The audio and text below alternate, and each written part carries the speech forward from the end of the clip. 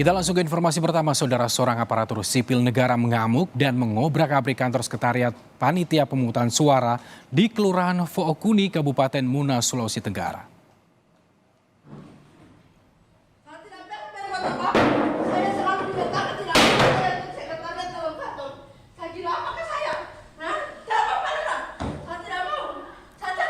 Dalam video ini, saudara, tampak ASN bernama Wajalena membanting meja dan kursi di dalam kantor.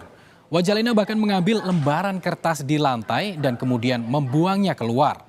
Alasan Wajalena mengamuk lantaran mendapat perlakuan tak adil karena namanya tidak dimasukkan sebagai anggota PPS pada pemilu 2024. Sementara itu ada pegawai yang tak pernah masuk kantor justru namanya dimasukkan sebagai anggota PPS.